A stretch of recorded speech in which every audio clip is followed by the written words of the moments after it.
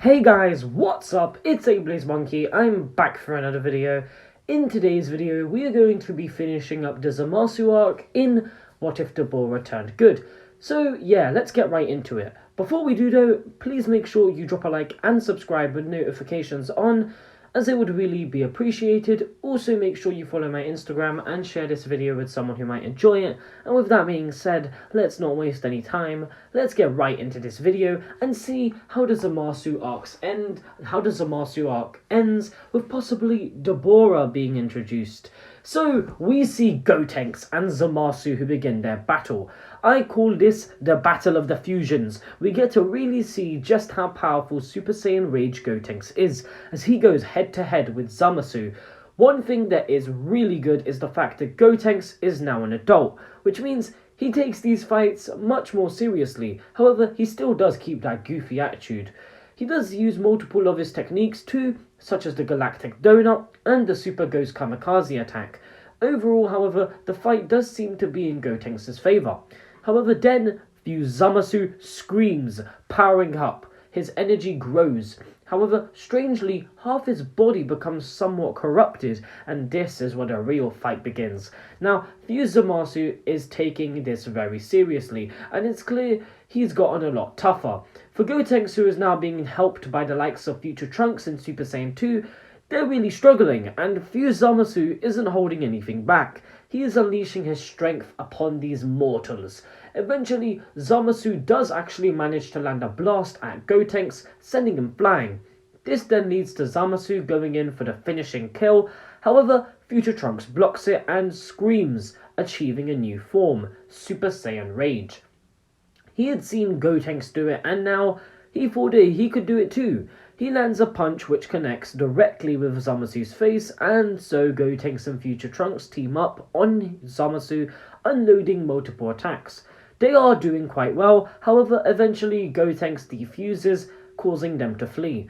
Over the next day or so, they would continue to face off against Zamasu in a constant game of cat and mouse, with Goten and Trunks running and hiding, being protected by Future Trunks, but then also sometimes fusing into Gotenks and trying to fight with him. Due to him being immortal, however, they struggle a lot.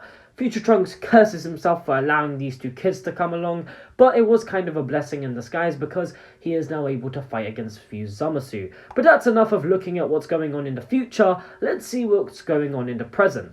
We see Goku and Vegeta do manage to escape back to the present, and they are very disappointed. After training so much in a time chamber and both unlocking power-ups, they still were defeated. They try and think of a decent idea to defeat Zamasu, who is now fused and immortal, but they can't seem to come up with anything. But just then, Whis and Gohan appear in front of him, because Gohan has just finished his training with Whis. Goku asks where Broly is, and Whis explains Broly still hasn't completed his training, whereas Gohan has. Goku is extremely excited to learn of this and asks Gohan if he'd like to spar. Gohan of course accepts, and we get a sparring match between the two. It starts off with Goku powering up to Super Saiyan God, and Gohan does the same. Both of them spar lightly, but they then decide to go to a higher level. Super Saiyan God is good and all, but Gohan has unlocked a new form. He calmly breathes out as a goldenly blue aura wraps around him as he ascends to the power of Super Saiyan Blue. Goku is of course shocked by this, to which Gohan smiles, revealing he has a method of being even stronger. Gohan was always a smart fighter, and it's because of this that Gohan would discover a new way of using the power of Super Saiyan Blue. While Goku and Vegeta had both found ways of growing their powers in strength, Gohan was already quite powerful, so instead he decided to learn how to use a more efficient ability. This is something he did during the Cell games, and he calls it Perfected Super Saiyan Blue. This is a new method of using Super Saiyan Blue that Gohan discovered while training with Whis. It removes a lot of the initial stamina drain by removing the aura that leaks out of the body, instead keeping it contained.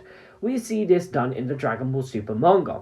Goku is of course very impressed, and he goes to a Kaioken times 20. Gohan and him continue to spar and eventually stop, powering down with Goku, very happy to see that the training with Whis was worthwhile. Goku can't wait to see how much stronger Broly must be, considering how much potential he has. Gohan and Broly also did grow quite close during their training, so this makes a lot of sense in my opinion, since they were both trained by Goku and have both got the most potential. But with that, Gohan ends up learning everything that has been happening with future Trunks, and he feels awful about it. He asks if he can help, and Goku thinks this is a great idea. Gohan being there will be some great extra manpower, and just then Piccolo and Dabura arrive to greet Gohan, to which they end up learning about Zamasu too. If not, I'm pretty sure I might have already said that they already knew about it, but it doesn't really matter towards the story. So just like in the original, Piccolo suggests the Mafuba. If they have someone immortal who they're fighting, that would be the perfect way to defeat them. Goku thinks this idea is genius, but Dabura also mentions maybe he could try spitting on him. Goku thinks that both of these ideas are great, and they will try and have Dabura spit on him, and then maybe try using the Mafuba. Goku goes to Master Roshi and does end up learning this technique, just like in the original. This time, however, he is with Dabura, who has also decided to learn the technique. So yes, Goku is accompanied by him. After the both of them learn it, Dabura takes the seal, so we don't get that whole kind of dumb thing where Goku forgets the seal. And with that, they plan to head back to the future with their plan of Dabura spitting on Zamasu and hopefully then sealing him away.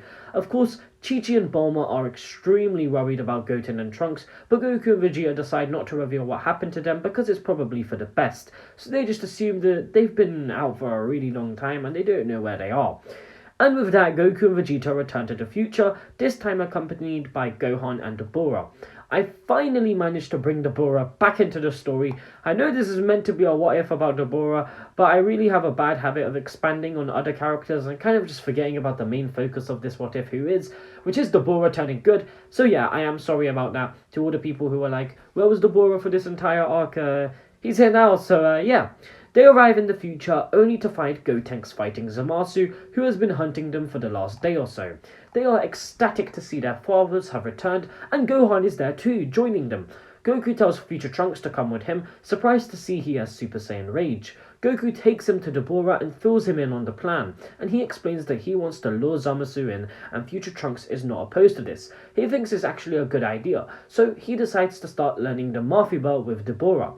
Goku returns and we get a 5-way battle of father and son. We have Gotenks, Vegeta, Gohan and Goku all going up against Zamasu, and they are all doing actually really well.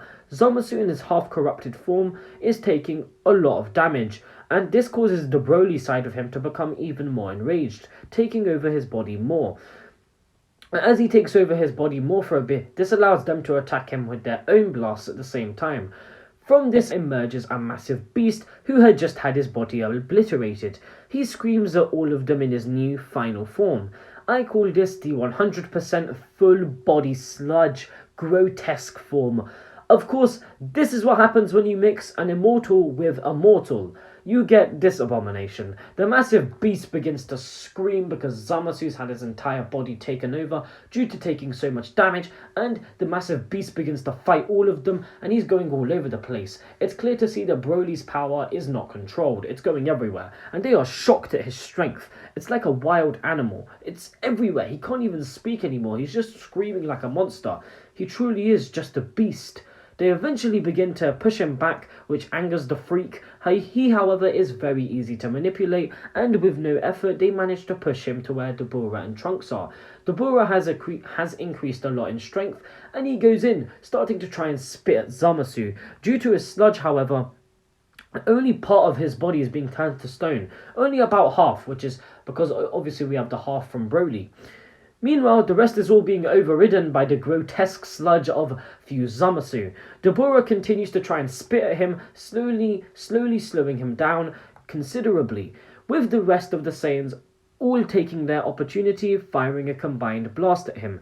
Goku with a Kamehameha, same with Gohan, Vegeta of course with a final flash, and just for simplicity's sake, we'll say that Gotenks also fires a final flash. This makes a massive final Kamehameha that hits Zamasu, sending him flying. The stone on his body begins to weigh him down, and he now has been weakened. He is completely vulnerable. A big massive sludge monster, incredibly weakened, practically half of his body is stone. He screams as he then sees Trunks, who yells, "Mafuba!" with Dabura doing the same, also yelling, "Mafuba!"